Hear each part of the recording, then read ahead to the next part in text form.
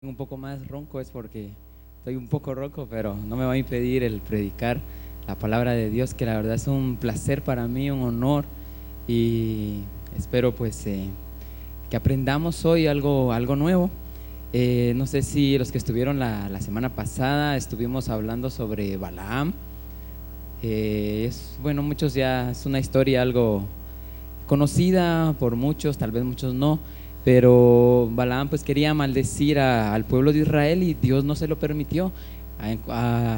Ahí sí que en lugar de maldiciones, lo que dio fue bendiciones para Israel.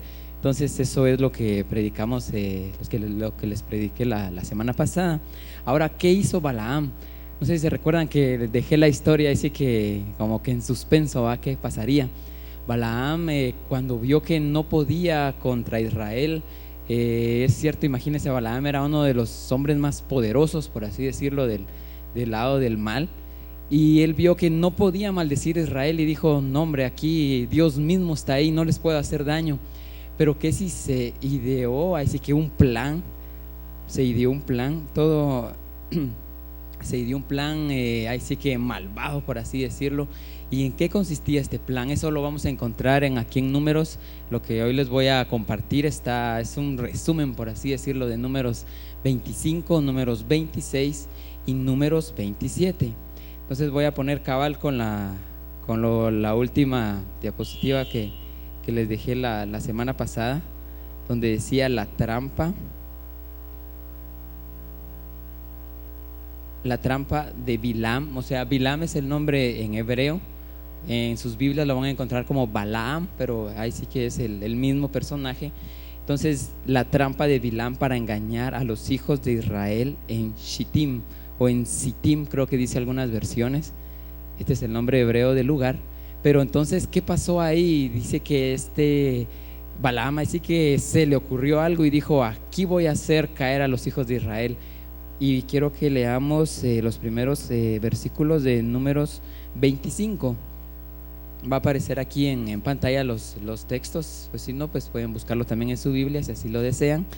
En Números 25:1 dice: moraba Israel en Sittim, y el pueblo empezó a fornicar con las hijas de Moab, las cuales invitaban al pueblo a los sacrificios de sus dioses, y el pueblo comió y se inclinó a sus dioses.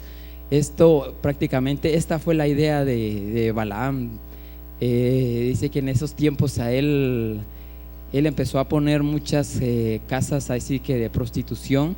A él se le empezó a ocurrir esa idea y dijo: bueno, aquí me voy a agarrar a los israelitas. Cuando él sabía que iban a llegar a esta ciudad de Sittim o Shittim, que es en hebreo, dice que pusieron unos como ventas de ropa, por así decirlo, y para que los israelitas ahí sí que en su tiempo libre fueran a buscar ropa. Pero ¿cuál era la trampa? Que ahí en esas tiendas iban a poner a mujeres, ahí sí que él buscó a las mujeres midianitas, las más bonitas, jóvenes, con tal de prostituir a los hijos de Israel. Imagínense qué trampa. Y dice que los israelitas empezaron, bueno, muchos también dice por qué en sus tiempos libres los israelitas siempre acostumbraban a leer la Biblia, acostumbraban ahí sí que a enseñar a sus hijos la Biblia. Pero muchos, bueno, nosotros diríamos, bueno, fueron a buscar ropa, fueron a ver qué compraban, fueron a ver qué había de nuevo de la moda, no sé. Iban a buscar ropa y para verlo así de un punto de vista, uno diría, bueno, no es nada malo, fueron a comprar ropa, pero en sí lo que había ahí, el plan que había ideado Balaam, podemos ver que empezó a funcionar, por así decirlo. En el versículo 1 leímos que empezaron a fornicar con las hijas de Moab. Eso está en el verso 1, donde dice: el pueblo empezó a fornicar con las hijas de Moab. Y no solo eso, imagínense, o sea, eso ya es un gran pecado, un pecado así que muy grande. Y después dice: invitaban al pueblo a los sacrificios de sus dioses. O sea que no se conformaron, no se ideó el plan solo para que se prostituyeran los israelitas, sino también ahí sí que no sé cómo harían para convencerlos, no sé, empezaron a adorar a los dioses de esas ciudades, imagínense, después de todo lo que Dios les había hecho. Y en el verso 3 dice: así acudió el pueblo a Baal Peor. Baal Peor es el nombre del ídolo, de un ídolo que estaba en esa región. La verdad no sé ni cómo era, pero dice: el furor de Jehová se encendió contra Israel, porque era un pecado que, como les digo, el plan, todo esto fue de Balaam. Vimos en el capítulo anterior toda la historia de Balaam, que se menciona en 2 o 3 capítulos, y aquí echó en marcha ese plan y empezó a dar resultado. Me voy a saltar un poco en el verso número 6, pero aquí es lo que les voy a hablar hoy. Dice: he aquí un varón de los hijos de Israel vino y trajo una madianita a sus hermanos. Este varón era Zimri, era un príncipe de la tribu de Simeón. Trajo a una madianita a sus hermanos a ojos de Moisés y de toda la congregación de los hijos de Israel, mientras lloraban ellos a la puerta del tabernáculo de reunión. O sea, lo hizo así público a todos. Y lo vio Fines.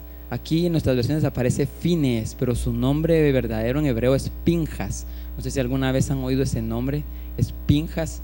En español pues lo tradujeron como Fines, hijo de Eleazar, hijo del sacerdote Aarón. O sea, este Fines era nieto de Aarón. Se levantó de en medio de la congregación y tomó una lanza en su mano. En el 8 dice: y fue tras el varón de Israel a la tienda y los alanceó a ambos, al varón de Israel y a la mujer por su vientre, y cesó la mortandad de los hijos de Israel. Imagínense, en ese momento fue un momento tal vez de nadie sabía qué hacer, un momento de confusión, por así decirlo. Dice que Moisés y todos fue un momentito que no supieron qué hacer al ver tanto pecado y al ver a este príncipe. Imagínense, era un príncipe de la tribu de Simeón. Él era un hombre famoso, por así decirlo, muy conocedor de las escrituras. ¿Y qué hizo él? Agarró una mujer moabita, empezó a pecar con ella y dice que fue a la luz de todos. O sea, lo hizo en un lugar donde todos lo podían ver. Se cuenta que este Fines o Pinjas no sabía qué hacer en su corazón. Él tenía así que un celo por el temor de Dios, un celo por Dios, un odio al pecado, y dijo: esto no está bien.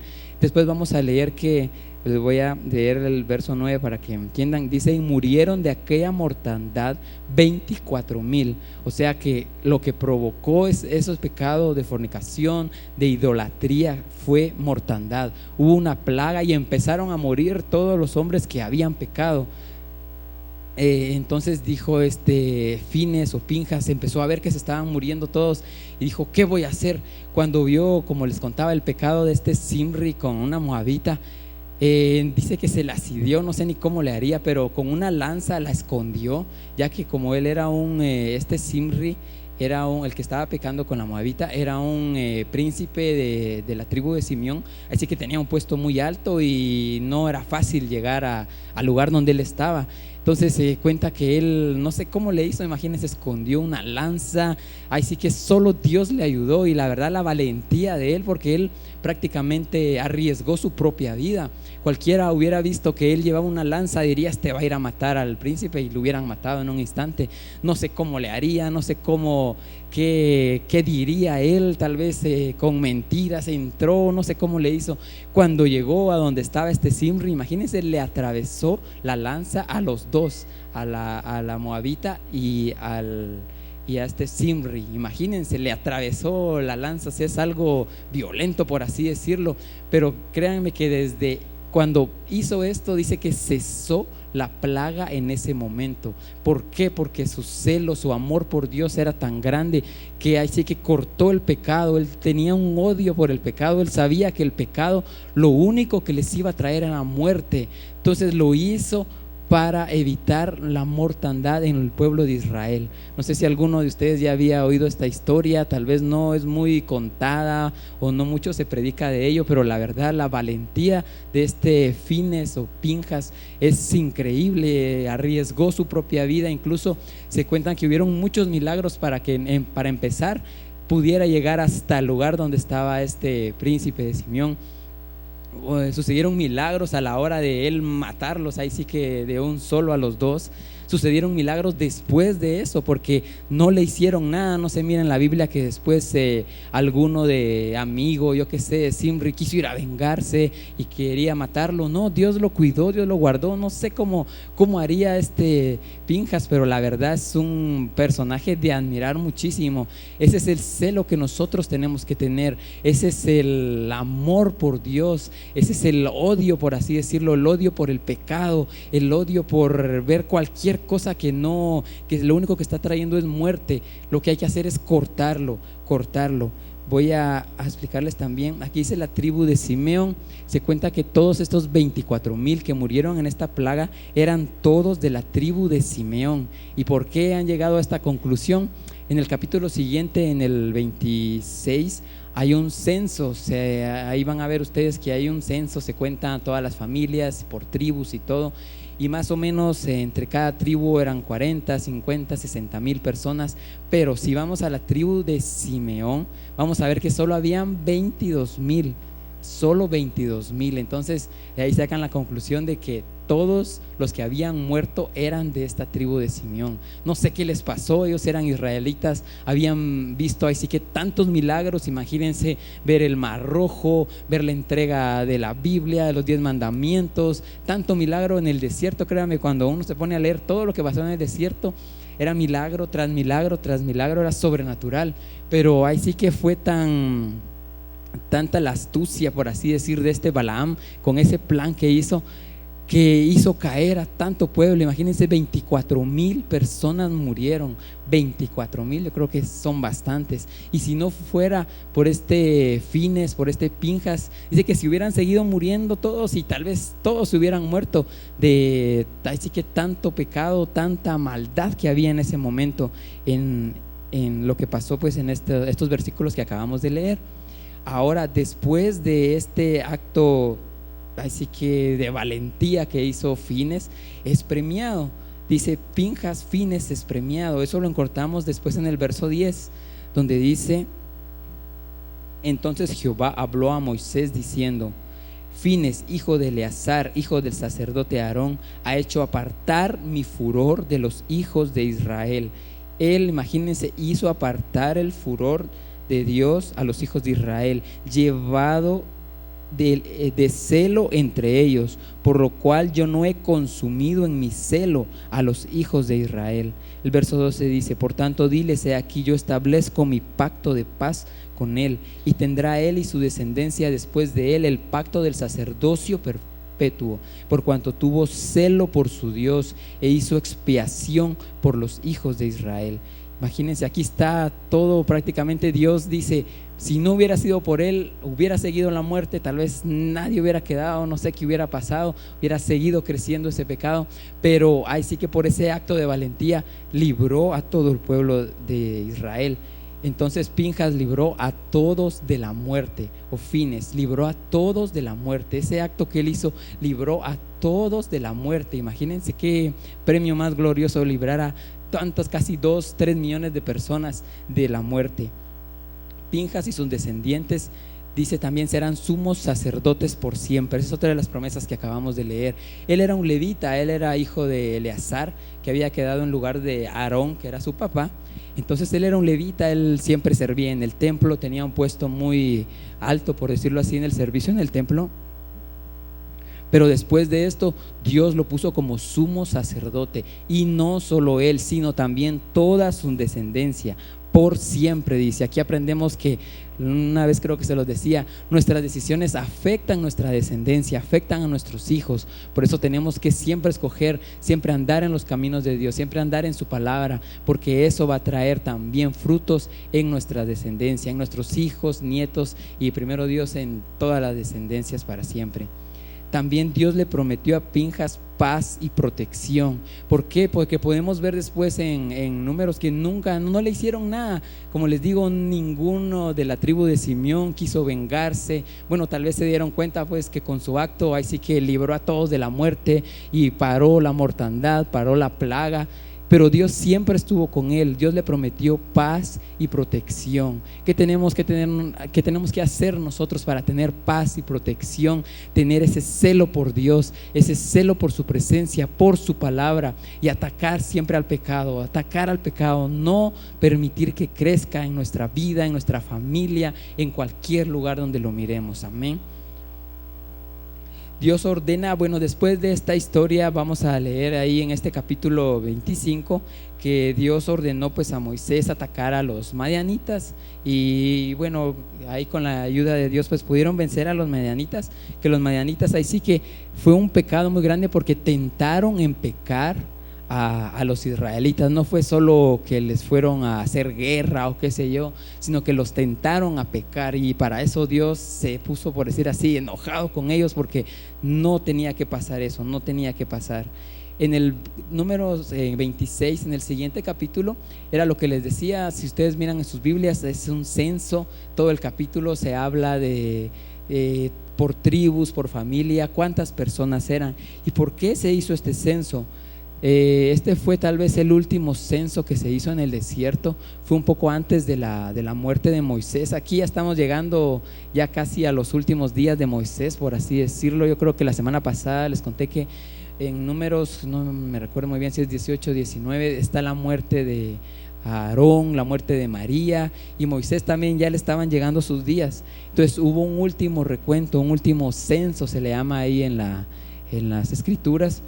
Y también por qué se hizo el censo. Siempre que había una plaga, siempre que había un pecado así fuerte, miramos después un censo, como quien dice, para ver cuántos quedaron, para ver quiénes fueron los que habían pecado, los que habían muerto por el pecado. Entonces vamos a encontrar ahí en este capítulo ese censo. También habla de la distribución de la tierra. Ya empezaron a ver cómo iban a distribuir la tierra prometida a los hijos de Israel.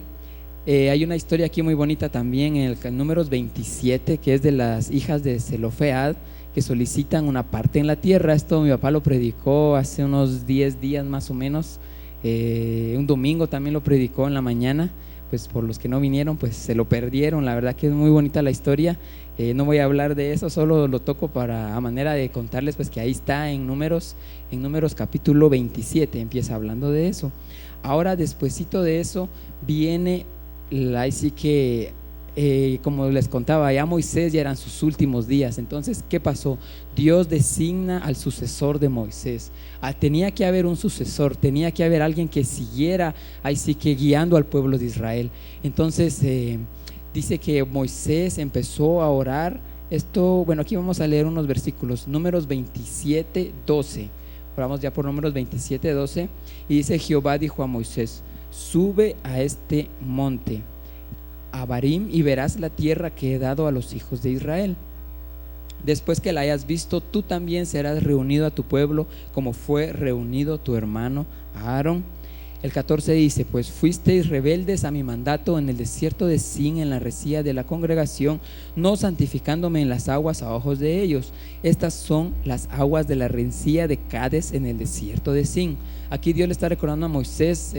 Yo sé que ya muchos sabemos pues que Moisés no entró a la tierra prometida, ni a Aarón tampoco, porque sucedió un par de capítulos antes que él no obedeció ante un mandato que Dios le había dado sobre que tenía que sacar agua de una roca. Pero no voy a tocar ese tema hoy. Aquí solo Dios le está recordando, como quien dice, no vas a entrar. Como que Moisés dijo: bueno, tal vez voy a entrar, tal vez Dios cambió de parecer, tal vez voy a entrar a la tierra. Pero Dios le dijo: no, tú no vas a entrar, tú no vas a entrar, solo mira la tierra, le dijo. Y Moisés bendijo la tierra, la vio, pero no entró. Ahora el verso 15 dice: entonces respondió Moisés a Jehová diciendo: ponga Jehová, Dios de los espíritus de toda carne, un varón sobre la congregación, que salga delante de ellos y que entre delante de ellos, que los saque y los introduzca, para que la congregación de Jehová no sea como ovejas sin pastor. Aquí hay una oración de Moisés. Él no está, si miramos, acepta la voluntad de Dios que dice, mira, no vas a entrar. Entonces él, pensando en Israel, no piensa en él, no dice, bueno, Dios, y sigue rogando. No, él dice, bueno, no voy a seguir yo, alguien va a tener que seguir, alguien va a tener que seguir liderando al pueblo de Israel. ¿Y quién va a ser? Moisés pensaba sí que iba a ser su hijo, eso era como que lo más lógico. La verdad que, gracias. La verdad que no, a lo largo de las escrituras casi no encontramos mucho acerca de sus hijos, no mencionan mucho acerca de sus hijos. Ellos eran muy sabios en la Biblia y todo, y Moisés, así que en la oración como que él pensó pues que su hijo iba a quedar en lugar de él. Pero en el verso 18, ¿qué dice? Jehová dijo a Moisés, toma a Josué, hijo de Nun, varón en el cual hay espíritu. Esta frase me gusta, que hay espíritu, y pondrás tu mano sobre él, pondrás tu mano sobre él, y lo pondrás delante del sacerdote Eleazar, delante de toda la congregación, y le darás el cargo en presencia de ellos. Pondrás de tu dignidad sobre él, para que toda la congregación de los hijos de Israel le obedezca. Él se pondrá delante del sacerdote Eleazar y le consultará por el juicio del Urim delante de Jehová. Por el dicho de él saldrán y por el dicho de él entrarán, él y todos los hijos de Israel con él y toda la congregación.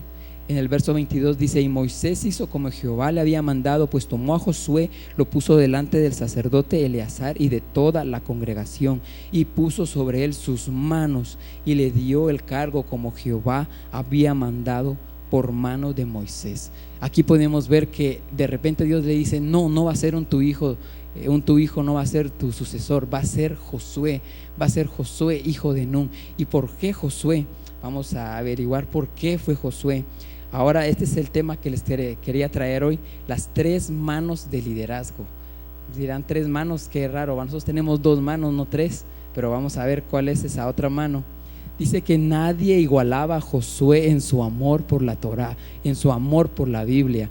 Incluso dice que, bueno, tal vez en sabiduría dice que era igual a los hijos de Moisés en lo que sabía. Póngale, si les pasaban un examen, por así decirle, de la Biblia, todos sacaban 100 puntos y Josué sacaba 100 puntos, los hijos de Moisés también 100 puntos. Pero ¿qué era lo que sobresalía de Josué? Era su amor por la Biblia. Se cuenta que él llegaba a estudiar la Biblia, llegaba antes que todos, antes que su maestro, antes que los estudiantes. Él iba a arreglar el lugar, iba a arreglar las sillas. Bueno, en ese lugar no sé, en esos tiempos no sé qué usaban, pues si se sentaban en el suelo o una mesa, no sé. Pero él llegaba desde antes a arreglar el lugar para estudiar. Era el primero en llegar y era el último en irse. Dice que él siempre estaba así que al servicio del maestro. Yo creo que aquí muchos que vienen temprano, es para ellos esta palabra, que vienen a las 6 de la mañana a hacer aquí limpieza, a arreglar el lugar, a arreglar las sillas para que todo esté listo. Esto es lo que Josué hacía, créanme, esto es lo que Josué hacía, y por eso es que tanta bendición, por eso es que Dios lo escogió a él, por eso es que Dios escogió a Josué, por su amor por la Biblia. Era un amor increíble.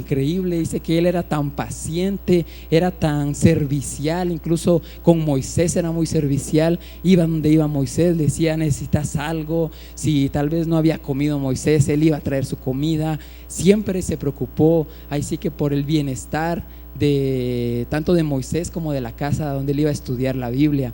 Entonces es algo, y nosotros podemos ver a lo largo de las escrituras, hasta aquí no se menciona mucho a Josué. Siempre aparece Aarón, siempre aparece Moisés, y Josué no escriben mucho acerca de Josué, pero este era su modo de vivir, por así decirlo. No buscaba así que la fama ni nada. Él siempre preocupado por la Biblia, siempre por el aprender, siempre por servir a Moisés, a Aarón y yo que sé, a todos los que servían en el templo. Siempre esa era su preocupación. Josué poseía todas las calificaciones para volverse un líder. ¿Por qué? ¿Cuáles eran estas calificaciones? Esto me gustó mucho. Dice que Josué estaba imbuido del espíritu de profecía. Había profecía en él, había sabiduría, había entendimiento y había temor de Dios. Dios le ordena a Moisés poner una mano sobre la cabeza de Josué. Ahora aquí viene este tema que está en el versículo 18, dice: pon tu mano sobre Josué.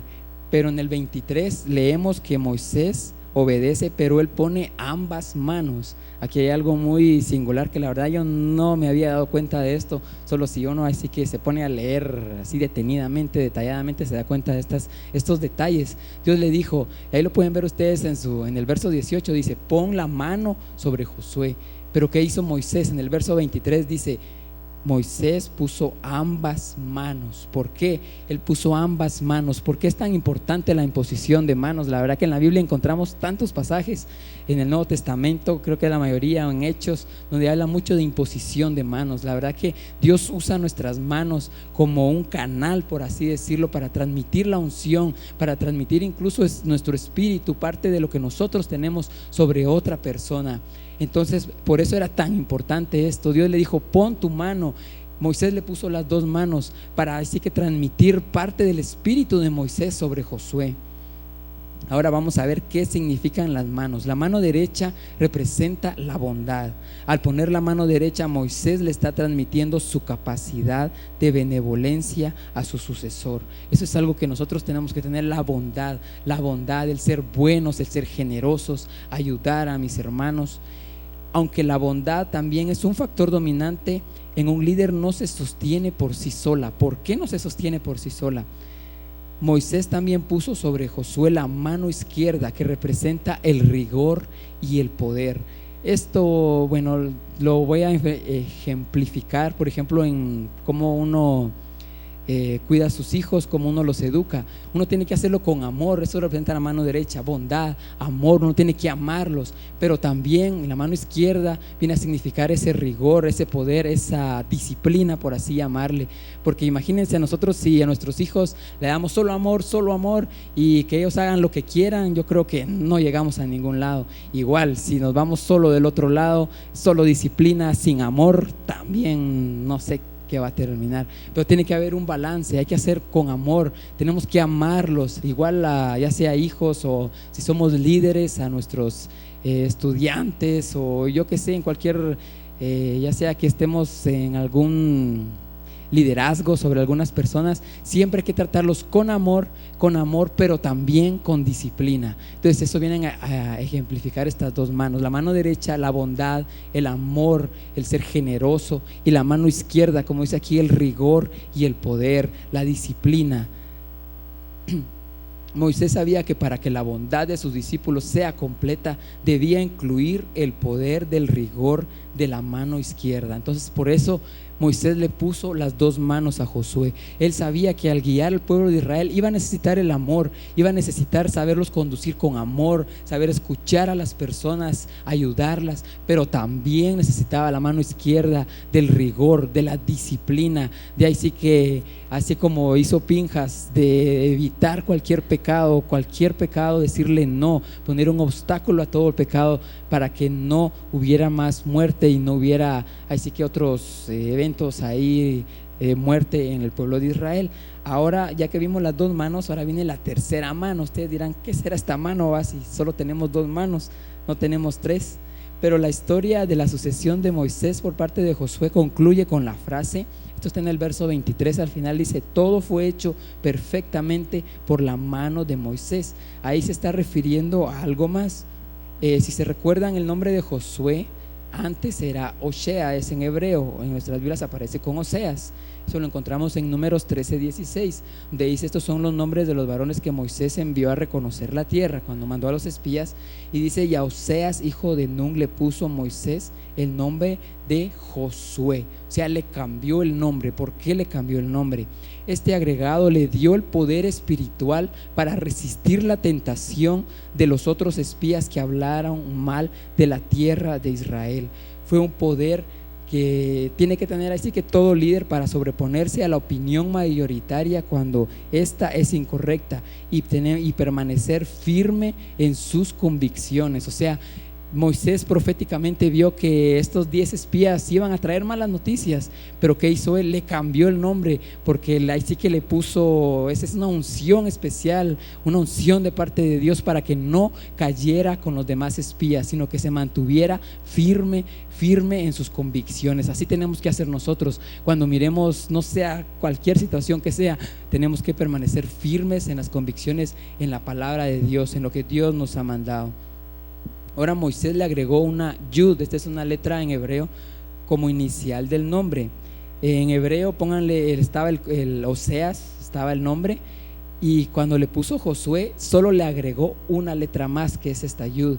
Y esta letra, ¿qué significa? Significa mano, significa mano. Y algo bonito también de esta letra es que es la primera letra del nombre de Dios. O sea que fue una letra del mismo nombre de Dios que le puso a Josué.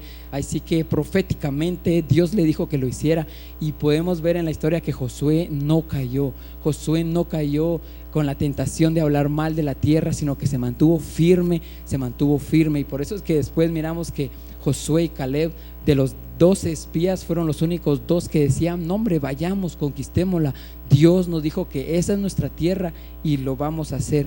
Pero aquí fue una profecía, por así decirlo, de Moisés, que supo cambiarle el nombre de Oseas a Josué con esta letra que significa mano. Entonces ahí viene esta tercera mano que les hablaba, es esta mano, es esa unción de Dios. La mano que Moisés le agregó al nombre de Josué es la mano central, no es la izquierda, no es la derecha, sino que es el canal central de energía que desciende desde lo alto. Es esa unción, ese poder que Dios nos da para permanecer firmes ante cualquier circunstancia.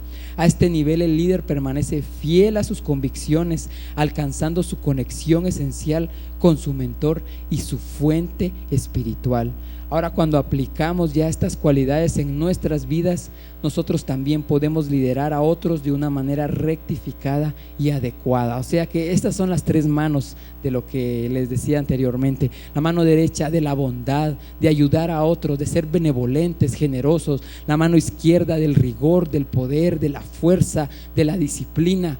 Y la mano central, así que es lo más importante, es la unción de Dios, es el poder que Dios nos da a nosotros, ese poder que nos hace ser fuertes, nos hace ser firmes. Yo creo que aquí todos los que estamos presentes hemos sentido esa unción, hemos sentido ese poder que a pesar que pasemos lo que pasemos, sabemos que Dios está con nosotros y Él no nos va a dejar, Eso es lo que significa esta mano. Y ahora, para terminar, les puse los 2 nombres de Pinjas, aparece como Fines, y Josué, que en hebreo es Yehoshua.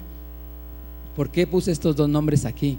Porque podemos ver que en estos capítulos se habla de ellos 2, y muchos, créanme que nosotros al leer todo esto, cuando miramos quién iba a ser el sucesor de Moisés, podemos decir, bueno, tal vez Pinjas era el más indicado, Fines, porque vimos que cómo actuó, con qué valentía, cómo libró a todo el pueblo de Israel.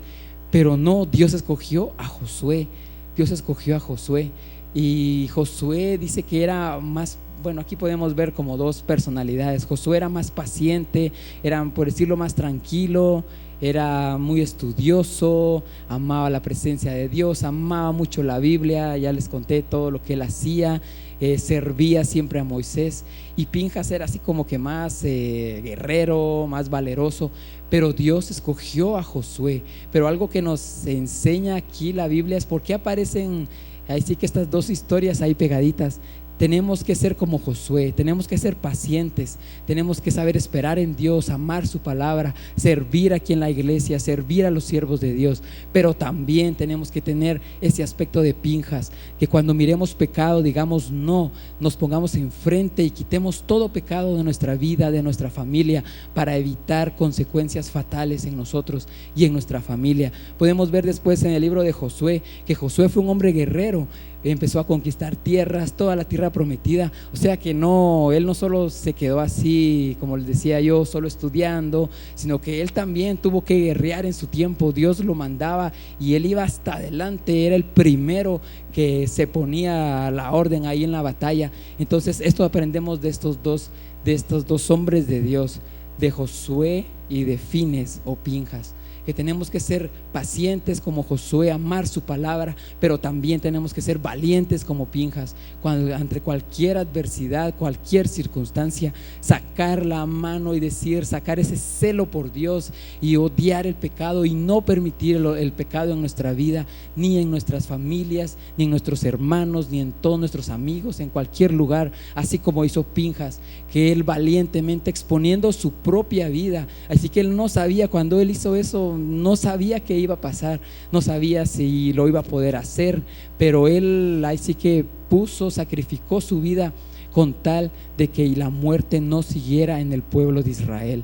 Entonces, ¿qué aprendimos hoy? Resumiendo un poco de todo, así que tenemos que ser como Pinjas, tenemos que ser como Josué, tenemos que tener amor por su palabra y tener estos atributos que tenía Josué. Se recuerdan que les dije, tenía profecía, tenía sabiduría, tenía entendimiento y tenía temor de Dios. Y aprendimos también lo de las manos. Créanme que nuestras manos es un conducto que Dios usa, que miramos más adelante en el Nuevo Testamento. Dios le dice, pongan sus manos sobre los enfermos y sanarán. Yo digo, ¿qué hay en nuestras manos? No sé, que Dios nos hizo tan perfectos, la forma de nuestro cuerpo, que la mano ahí sí que es una forma como de nosotros impartir lo que Dios nos da, impartir unción de Dios. Puede ser para sanidad, puede ser para liderazgo, puede ser para ayudar a alguien, no sé, pero yo creo que esta noche es una buena noche para que pedirle a Dios que Él use mis manos, Él use nuestras manos para llevar a cabo lo que Dios quiere que hagamos, para sanar a los enfermos, para hacer lo que Él quiere, para estudiar su palabra, para estar siempre con Él y hacer lo que su palabra nos dice. Y así como Pinjas, ser valientes y evitar cualquier pecado y evitar cualquier consecuencia que trae el pecado. Entonces, esta noche les ruego a todos si podemos ponernos de pie.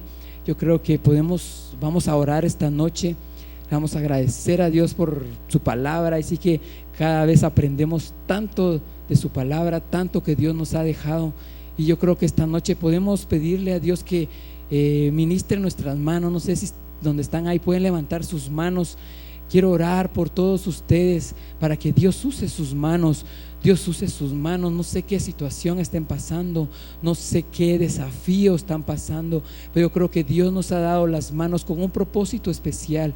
Y así como Moisés, así como Dios le mandó a Moisés, pon tu mano sobre Josué, Él le puso las dos manos, le transmitió parte de su espíritu, le transmitió la unción de Dios. Así nosotros con nuestras manos podemos transmitir a otras personas de tu presencia, de lo que tú nos has dado, Señor.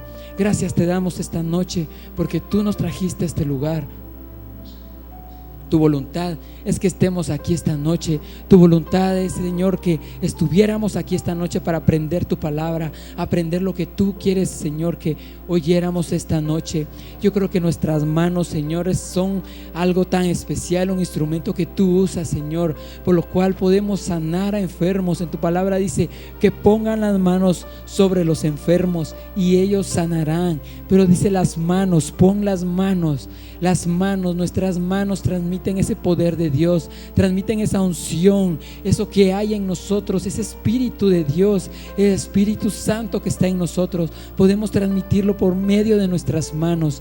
Yo creo que podemos usar, Señor, esta noche, Señor, para venir clamando ante ti, que usen nuestras manos para que así también como hizo Pinjas, como hizo Fines, Señor, en tener celo por tu presencia, tener ese celo santo por tu presencia, por la santidad. Así nosotros tengamos ese celo por ser santos y no caer ante cualquier tentación del pecado, y que podamos usar nuestras manos solo para el bien, podamos usar nuestras manos para impartirles a otros de tu espíritu, podamos usar nuestras manos para traer sanidad a cualquier persona que esté enferma, podamos usar nuestras manos para saber más de tu palabra, para estudiar, para hacer tu voluntad, hacer lo que tú nos has mandado a hacer a este mundo. Te damos gracias, Dios, gracias te damos esta noche, gracias por todos mis hermanos acá presentes, Señor, gracias porque han venido, Señor, a estudiar tu palabra, han venido con hambre de tu palabra, hambre de ti, así como Josué, que tenía un amor por tu palabra, un amor, Señor, por tus enseñanzas, un amor por la Biblia, un amor por lo que tú nos dejaste a nosotros, por la guía, Señor, que nosotros encontramos en la Biblia de cómo vivir. Queremos tener ese amor por tu palabra, ese amor por tu palabra, ese amor, Señor, y tener ese odio por el pecado y no permitir que ningún pecado toque nuestras vidas, que ningún pecado, Señor, se cuele en nuestras familias, que ningún pecado se cuele en la iglesia, Señor, en el nombre de Jesús, y podamos despertar, así como decía hoy mi papá esta mañana, podamos despertar y regresar a las primeras obras, que podamos regresar a esas primeras obras, a ese primer amor que todos experimentamos alguna vez.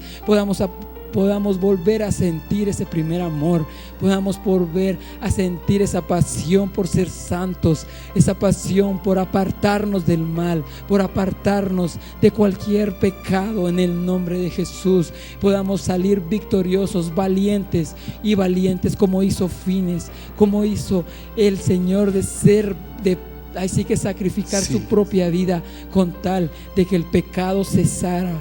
En el nombre de Jesús, en el nombre de Jesús. Gracias te damos, Señor, gracias te damos, Jesús. Gracias porque sabemos que tú estás aquí con nosotros esta noche. Gracias, Señor, gracias por todo, Señor. Gracias por tu palabra, gracias por nuestras manos, Señor. Gracias por nuestras manos, que las usemos, Señor, las usemos para hacer el bien, las usemos para santificarnos, Señor. Gracias, Señor, gracias.